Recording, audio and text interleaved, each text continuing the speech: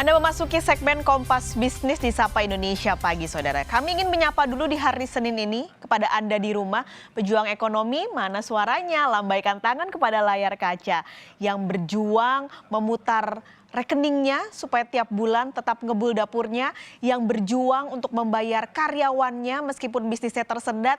Memang corona ini sudah kepalang basah, menyedot banyak korban, banyak sektor, siapapun kena, dari masyarakat kelas A, B, C, D, E, semua termakan atau menjadi korban dari COVID-19 yang berkepanjangan. Korban kesehatan dan juga korban ekonomi. Kami sebenarnya sepakat, Saudara, kesehatan tetap yang utama, tapi ekonomi juga tetap harus berputar dan berjalan.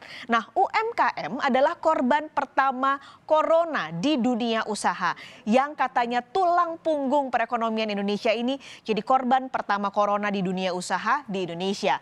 Upaya tetap dilakukan untuk dunia usaha. Nah, salah satunya adalah membibit sektor ultra mikro. Anda baru dengar apa sih ultra mikro? Apa bedanya sama UMKM? Nah, ultra mikro ini, Saudara, sebenarnya bukan barang baru karena sudah ada sejak tahun 2017. Nah, karakternya ini berbeda sekali dengan kalau Anda pernah mendengar kredit usaha rakyat atau KUR. Nah, ini berbeda ya dengan usaha mikro ini. Jadi, usaha mikro kecil menengah atau UMKM ini juga berbeda. Jadi ada 3 jenis nih, Saudara. Ultra mikro, kredit KUR, lalu juga UMKM. Perbedaannya terutama dari plafon pinjaman. Pembiayaan, kita singkat ultra mikro ini jadi UMI ya. Nah, pembiayaan UMI ini berbeda dengan KUR yang tadi kami sudah sampaikan. Kalau KUR ini menyasar usaha mikro dan kecil dengan fasilitas pembiayaan sekitar 25 juta atau sampai dengan 500 juta rupiah. Nah, kalau ultra mikro ini menyasar usaha mikro yang berada di lapisan terbawah dengan pinjaman maksimal 10 juta rupiah. Jadi 10 juta rupiah ini maksimalnya paling besar. Karena usaha mikro di lapisan terbawah belum bisa difasilitasi perbankan melalui KUR atau istilahnya tidak bankable. Nah, sejak 2017 sebaran debitur pembiayaan ultra mikro ini ternyata sudah mengalir di berbagai wilayah di Indonesia. Total penerimanya ada 2,2 juta debitor. Pulau Jawa, kalau Anda lihat datanya, ini masih mendominasi. Jumlah debitornya adalah 1,8 juta usaha ultramikro. Jadi dari 2,2 juta itu 1,8 juta ada di Pulau Jawa. Lalu siapa saja sih yang termasuk ultramikro dengan pinjaman maksimal 10 juta rupiah ini? Jadi mereka semua yang usahanya modalnya di bawah 10 juta rupiah. Bisa pengusaha pelatan dapur misalnya, atau kue-kue basah, donat, roti goreng, atau kopi kekinian mungkin yang di bawah 10 juta, atau tukang bakso. Nah, itu semua masuk ke usaha ultra mikro. Jadi kalau Anda usahanya di bawah 10 juta rupiah, silahkan mengajukan pinjaman. Lalu kelebihannya apa? Jadi ultra mikro ini kalau mengajukan pembiayaan, Anda juga akan didampingi oleh tenaga ahli. Tenaga ahli ini ditunjuk oleh pemerintah. Nah, pertanyaannya, kemana minjamnya? Nah, Anda penasaran? Tapi sebentar dulu, karena ada data yang menarik sebenarnya dari ultramikro ini. Dari pembiayaan yang sudah ada, dari 2,2 juta usaha tadi, 97%-nya adalah perempuan. Nah, jadi mayoritas pengusaha sektor usaha atau ultramikro ini adalah perempuan. Perempuan sebagai pejuang ekonomi paling besar di lapisan terbawah modal usaha. Sebagai menteri keuangan tiap keluarga tentunya perempuan jadi pucuk pimpinan yang harus memutar, apalagi nih buat usaha atau buat pendapatan di rumahnya. Nah, jadi perempuan ini ternyata jadi 97% mereka yang meminjam jadi ultramikro. Lalu pertanyaannya, kemana pengajuan pinjamannya kalau Anda mau minjam? Jadi pemerintah menunjuk BLU Pusat Investasi Pemerintah atau PIP sebagai Coordinated Fund Pembiayaan Ultramikro. Pembiayaan UMI ini disalurkan melalui lembaga keuangan bukan bank. Karena tadi kami sudah jelaskan bahwa mereka ini adalah yang tidak tersentuh bank. Jadi pembiayaannya disalurkan melalui lembaga keuangan bukan bank. Misalnya Pegadaian. Lalu juga ada Bahana Arta Ventura, ini kerjasama dengan koperasi dan juga lembaga keuangan mikro. Dan juga ada PT Permodalan Nasional Madani atau PNM. Jadi sebenarnya kalau Anda mau coba, mungkin Anda bisa coba ke Pegadaian atau tadi ke koperasi yang sudah bekerja sama dan juga ke PNM. Pertanyaannya saudara, membibit usaha ultra mikro ini menyembuhkan UMKM, meremedi UMKM. Ini adalah tema dialog awal pekan kami di hari Senin ini. Melangkah mencari peluang, tidak boleh ada kata lelah di tengah hamparan ketidakpastian. Kami langsung bergabung dengan expertnya di dunia usaha via Zoom, Head of Mandiri Institute Teguh Yudo sudah bergabung dengan kami. Selamat pagi, Mas Teguh, sehat?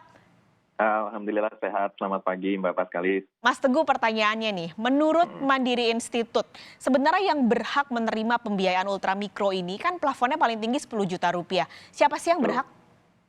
Jadi kalau kita lihat ya sekarang tadi benar yang disampaikan bahwa pemerintah melalui Kementerian Keuangan memiliki inisiatif dari sejak tahun 2017 itu memberikan kredit kepada mereka pelaku usaha ultramikro. Dan memang sejauh ini banyak kisah sukses ya, dan ini menarik sekali karena memang banyak pelaku usaha di ultramikro ini yang kesulitan dalam mendapatkan akses keuangan di perbankan karena tentu saja mereka usahanya yang sangat kecil. Nah, kalau dari sisi regulasi sebetulnya kan ada 3 persyaratan, walaupun nanti tadi yang sudah disampaikan memang ada persyaratan di tiap-tiap penyalur ya. Yang pertama adalah harus memiliki dokumentasi NIK, ini standar ya untuk memastikan. Kemudian yang kedua, tidak memiliki hutang di lembaga keuangan ataupun koperasi. Jadi memang tujuannya ini benar-benar membantu pelaku usaha ultramikro yang memang belum mendapatkan akses keuangan.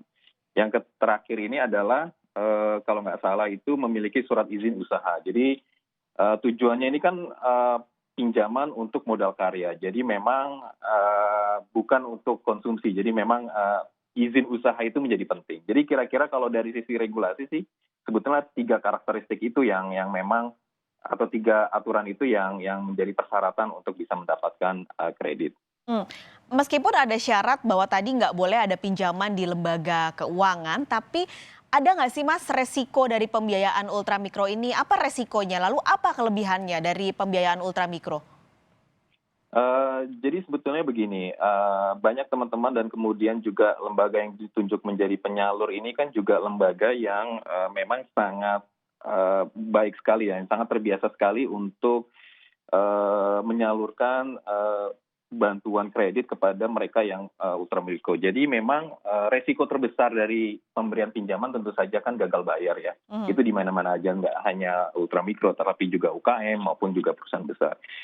Memang kemudian dalam prosesnya di ultramikro memang ada persoalan yang terkait dengan misalnya profesionalisme dalam hal pembukuan, kemudian juga membaca peluang usaha yang masih terbatas. Nah, tetapi tadi yang sudah disampaikan sebetulnya memang kredit ini sendiri, bantuan ini sendiri ditambah dengan pendampingan. Artinya ada satu mekanisme di mana kemungkinan gagal bayar ini bisa dimitigasi sejak awal.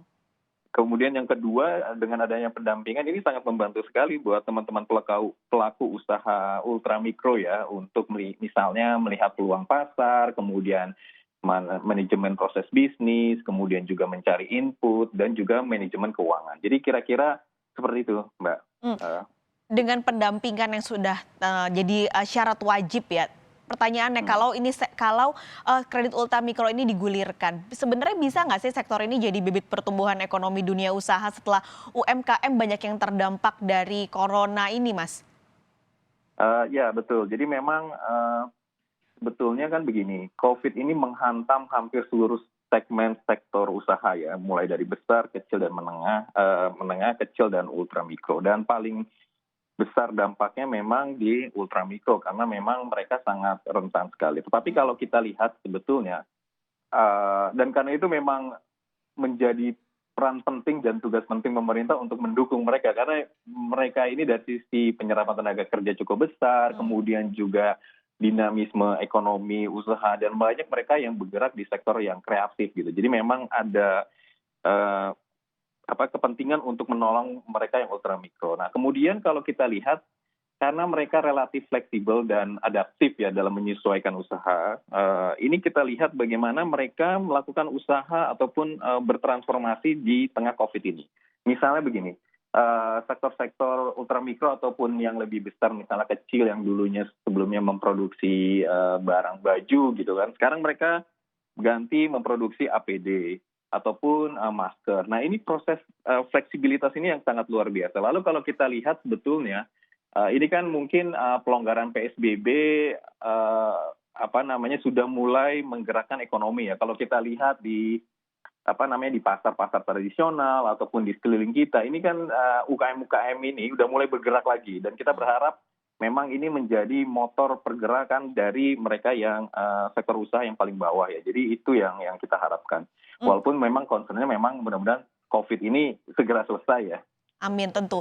Nah, dari tadi Mas Teguh berbicara soal UMKM, dari yang dilakukan riset yang dilakukan oleh Mandiri Institute, sebenarnya seberapa parah sih Mas UMKM ini tergulung corona?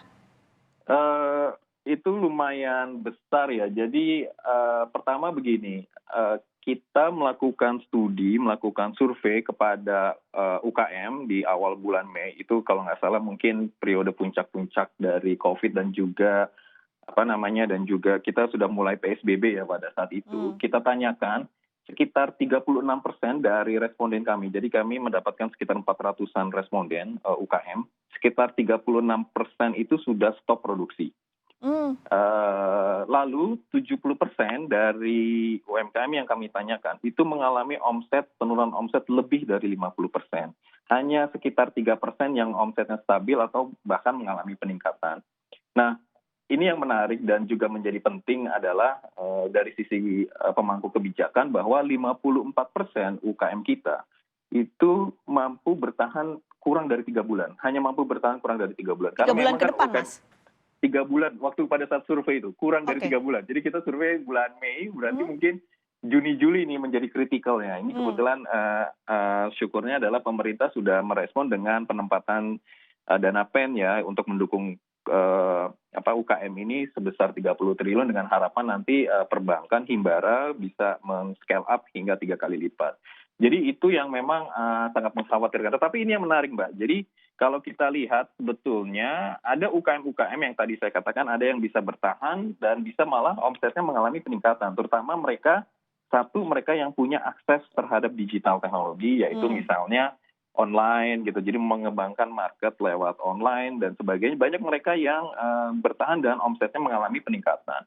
Lalu kemampuan mereka beradaptasi proses bisnis ya, mengganti produksi, kemudian mencari input baru. Nah ini juga mereka yang bisa bertahan. Yang terakhir adalah mereka yang menjadi pemasok untuk perusahaan-perusahaan besar. Nah ini yang juga banyak dari mereka yang masih bisa bertahan hingga sekarang. Nah kalau kita lihat sendiri dari angka ya, memang 42% UKM yang kami survei yang kemudian mereka memiliki akses online ini yang masih bertahan hingga ketika terakhir kami survei. Jadi ini yang gambaran bagaimana salah satu bentuk mitigasi ya dari dampak COVID ini adalah melakukan integrasi ke teknologi digital ini. Meskipun sebenarnya tidak semua UMKM beruntung bisa masuk ke digital ya Mas ya. Nah tapi ini sudah ada dana PEN tadi Mas Teguh bilang kan sudah ada restrukturisasi kredit. Cuman Mas ini ada resiko tentu. Kalau sebuah UMKM sudah direstrukturisasi, sudah diberikan kredit restrukturisasi, tapi usahanya belum juga bisa sembuh dari COVID ini. Nah resikonya untuk perbankan seperti apa? Apalagi UMKM-nya misalnya nanti akan mendapat tambahan modal. Seperti apa resiko perbankan Mas? Jadi gini Mbak, karena COVID ini tadi yang kita diskusikan bahwa berdampak ke seluruh segmen lapisan masyarakat ya dan juga usaha, sebetulnya adalah ketika ini terjadi, sebetulnya banyak UMKM yang dari sisi kolektibilitas ataupun pengembalian pinjaman itu mereka baik. Tapi karena memang COVID ini akhirnya terganggu semuanya. Jadi kita melihatnya sebetulnya ketika ada satu UMKM ataupun beberapa UMKM yang direstrukturisasi tapi kemudian belum bergerak, itu sebetulnya lebih menjadi simptom, lebih menjadi gejala bahwa ekonomi kita belum baik.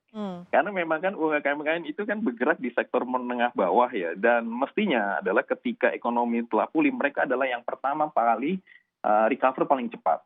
Jadi kalau ini banyak ataupun nanti kita temukan kendala, berarti memang ekonomi gejalanya belum pulih sepenuhnya dan itu merupakan indikator ekonomi ya secara umum. Tapi yang kedua tentu saja dari sisi perbankan dengan adanya dukungan dana PEN ini, tentu prinsip kehati-hatian masih dipegang ya. Artinya kita juga melihat misalnya sektor-sektor mana saja yang kita berharap masih bisa bertahan di tengah COVID ini, atau kemudian sektor-sektor mana yang kelihatannya masih sulit kalau COVID masih ada. Kira-kira seperti itu Mbak. Jadi dari sisi perbankan memang prinsip kehati-hatian masih tetap dipegang ya. Hati-hati, restrukturisasi sudah diberikan tapi memang kondisinya sulit untuk semua. Semoga akan tetap membaik dan cepat membaik. Terima kasih Amin. Mas Teguh Yudo sudah bergabung di Kompas Bisnis pagi ini.